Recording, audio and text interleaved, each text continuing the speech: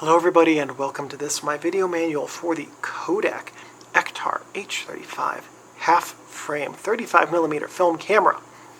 This is a camera that has gotten a whole lot of buzz, and in this video I'm going to show you how to use it so you can find out if this camera is worth all that buzz.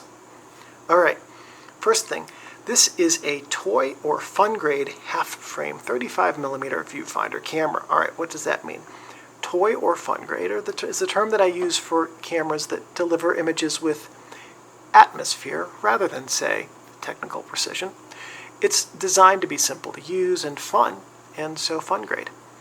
It takes a half frame image. So a normal 35mm frame, let's say that this represents that, would be 36mm wide by 24mm high. This takes a half of that, which is 18-ish millimeters wide by 24 millimeters high. It's, if you're a digital camera enthusiast, the same size as an APS-C digital sensor, just this takes portrait orientation images.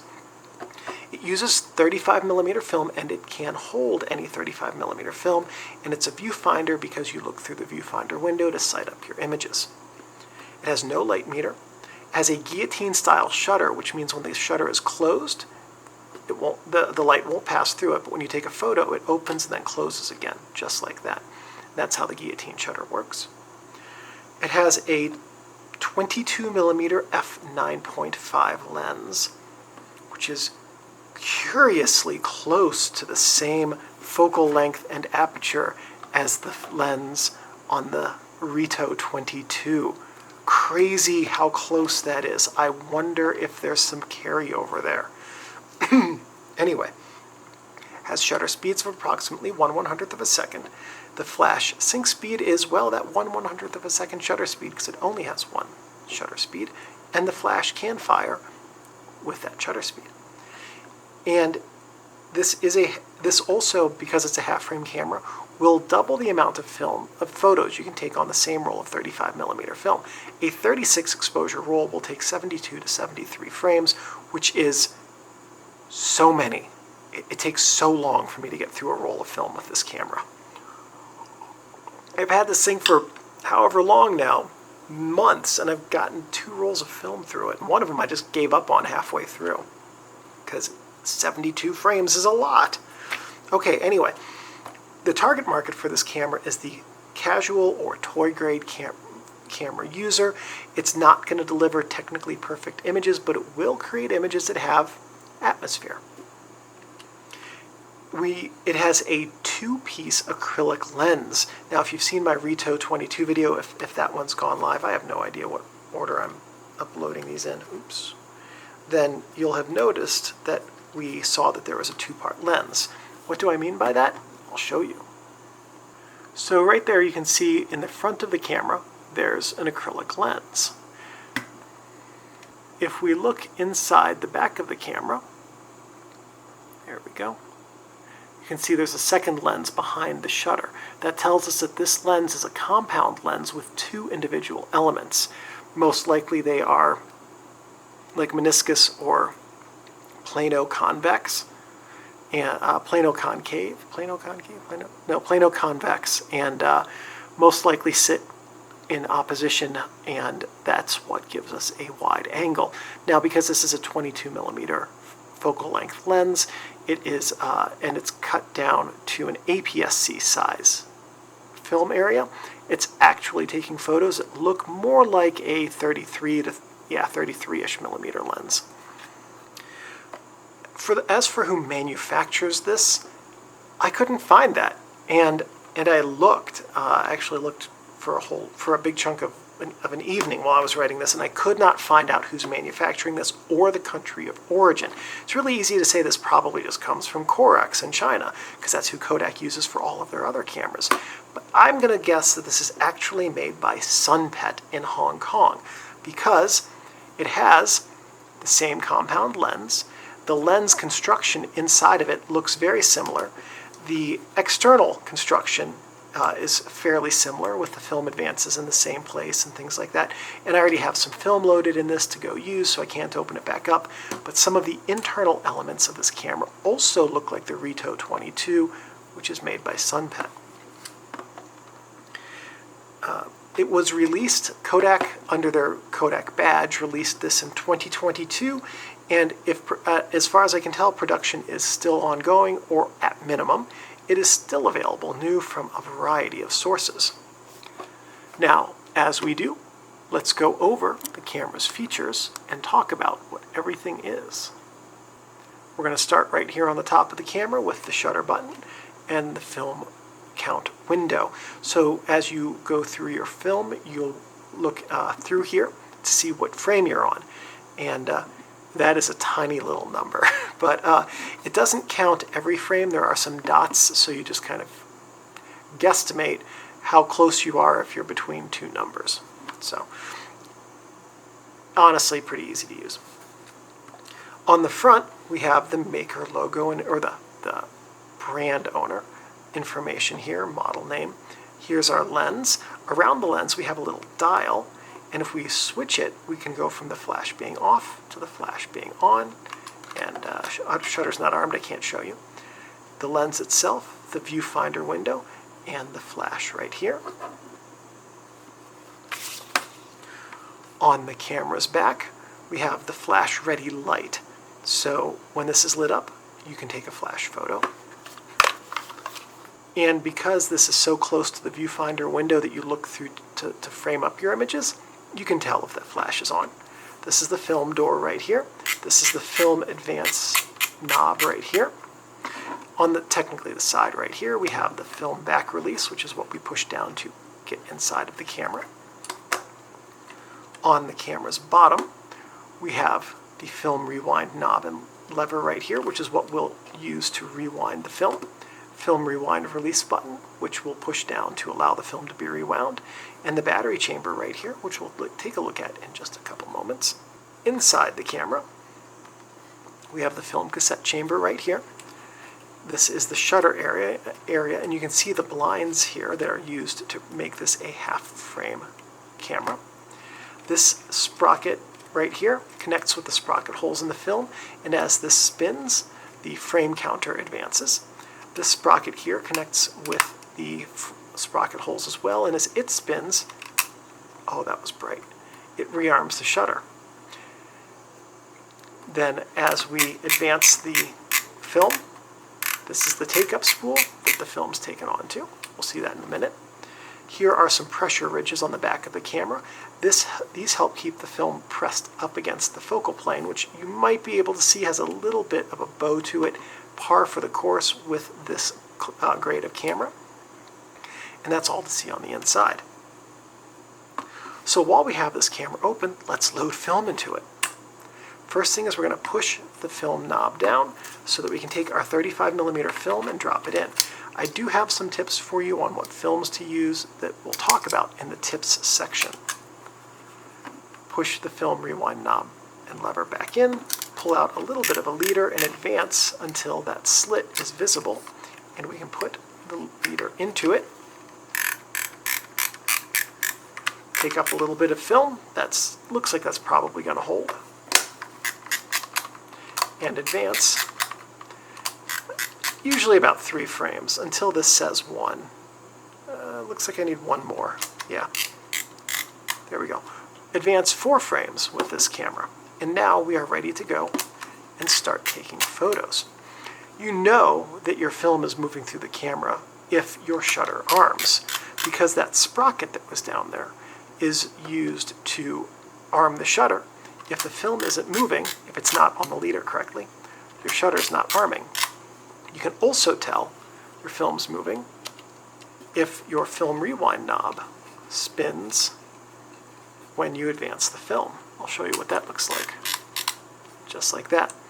And what this does is prove that there's a connection between the film rewind and the film that's being taken up in the camera. Now, one thing to bear in mind about film is that it's one and done. It can record light a single time in a controlled manner with an accurate shutter speed and aperture, which can result in an image, or in an uncontrolled manner where every photon reaching it is absorbed until it can absorb no more photons, and doing this will do that.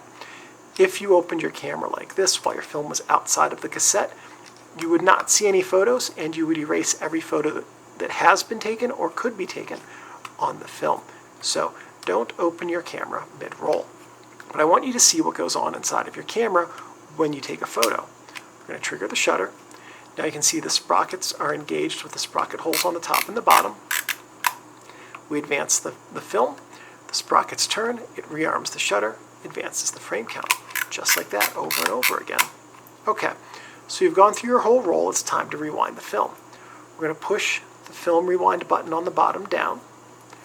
I'm going to struggle with the film rewind knob again, there we go. Okay, I'll show you what goes on inside the camera while you rewind it. There we go. As you rewind the film, and you'll hear that clicking noise, totally normal. You'll just rewind it back into the cassette. You'll hear it come off of the take-up spool, even with the back of the camera closed. Then once that's done, you rewind it a couple more times to get the leader all the way in. I'm not going to put this leader the whole way in, because the more that I retrieve this from inside the cassette, the harder it gets to retrieve. But you rewind the leader the whole way, that way you know you don't accidentally grab the film and use it a second time. Now you open up the film back, and you pull your film rewind knob down, and either, I'm going to just pull this out, but you can also just drop the film into your hand with a good tap. And now you send this off to the lab to be developed or develop yourself. If you're going to take more photos, you just drop in your next roll of film and repeat, or if you're done for the day, put the film rewind knob in place, close the door, make sure to trigger your shutter, and you're ready to go. So this camera does have a flash, and it's powered by a battery. So we're going to do these things at once. The only thing that the battery in this camera does is power the flash. To change it, we just slide the door off to the side, open it up. There we go. Tap the camera a couple times and the battery will fall out. Preferably, you'll actually use a rechargeable battery that doesn't go into the landfill every time you're done with it. Put in your new battery, close the door in the exact opposite way that we opened it.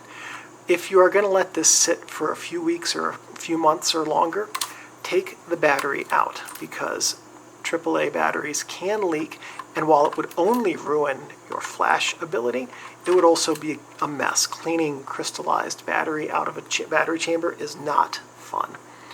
So don't store this with a battery in it.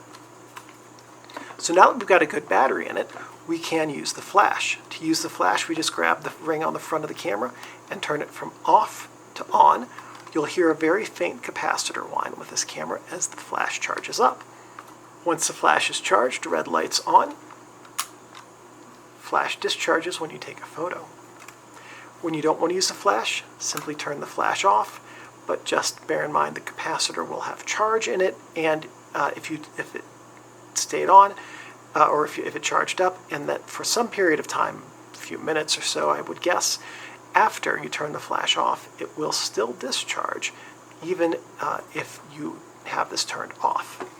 Alright, so we've seen how to put film in it, we've seen how to use the flash and change the battery.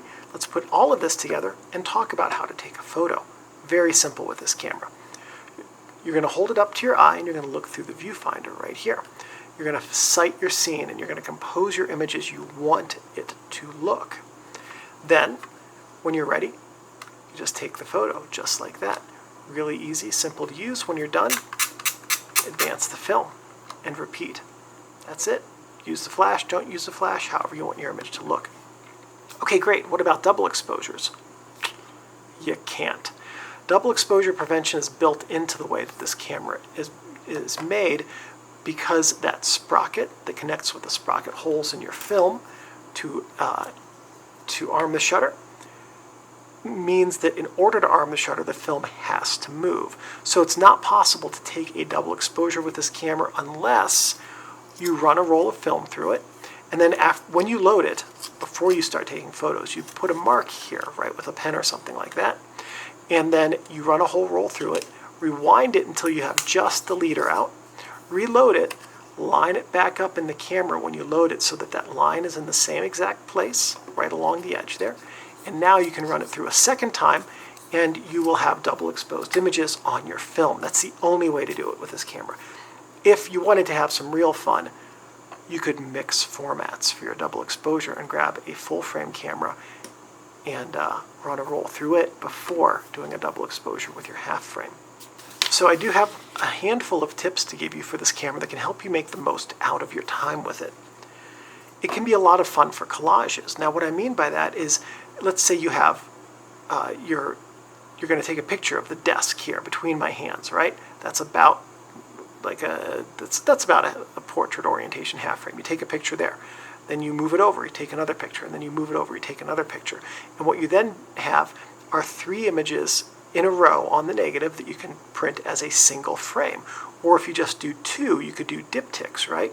And then you'll have a little gap between them, but then you could do either 2 scenes next to each other, or opposite each other, or on different days, or the same shot from different times, things like that. Play around with it as much as you want, but you'll get 2 images back on your frame, so if you pair those, you can get some really neat results for that. I like making straight-up collages where I'll take 6, 8, 10, 12 photos, and then I'll stagger them in different ways or leave gaps between them and things like that, so that the image, what you're seeing in the scene, it's like a bunch of scattered puzzle pieces, but not everything's put together. So there's a lot of really fun creative avenues that you can take with this camera in that regard. Also, you need to think in portrait orientation with this camera because the negative is going to record portrait orientation images. But that doesn't mean you can't use it in landscape. All you have to do to shoot landscape with is turn it sideways, and now you have landscape-oriented images. And if you're making a collage, there's no reason you can't mix landscape with portrait or even with diagonal. One of the fun things about these is that because they have very few things they can do, they force your creativity to try out new things and really explore different options. Another thing is that 400 ISO film and faster will work a bit better with this camera. Now, one nice thing about this lens and this versus, say, the Rito 22, which uses, I'm assuming, the same lens, is that you're only getting the center part of the image with this, which means it's a little bit brighter, and the f9.5 aperture is a little bit faster. So 400 ISO film will work quite well with this camera outdoors in full sun. Also, there is a defined sharp-ish, air quotes, ish. Nothing that this camera does is sharp. But there's a sharp-ish spot in the middle of each frame, and then a lot of softness going outside of it to the point where you reach the image peripheries and it's very soft. So just be aware of that and figure out ways to build that image aesthetic into your images. Some things not to do with your camera. Don't store it with the shutter triggered, or armed rather. Whenever you're done for the day, just fire the shutter, take the tension off of the springs, and that will help them last longer. Don't store it for a long period of time, more than a couple of days, with a battery in it. And I say a couple of days, I know I said weeks or months earlier, but if you set it down for a couple of days and you forget to take the battery out, it's really easy for those couple of days to turn into a couple months or 6 months. And then you have a battery in there which could leak. You don't want that. Don't leave your camera in your car because it is plastic and the heat can damage it. Don't let it get wet. It's not weather sealed, and there are some metal components in here for the flash and the battery and for the springs and the shutter. Those could be damaged by water. It's also definitely not dust proof. So in like a sandstorm or something, you could get dust inside of your camera. And just remember that it's a fun, your Kodak Ektar H35 is a fun camera. And yes, it's not a precision tool. It's not engineered to the nth degree by a team of PhDs or whatever, right? But it can create images that are fun and filled with atmosphere. So as long as you take care of your H35 will take care of you. Thank you everybody for watching, and I'll see you in the next camera manual video.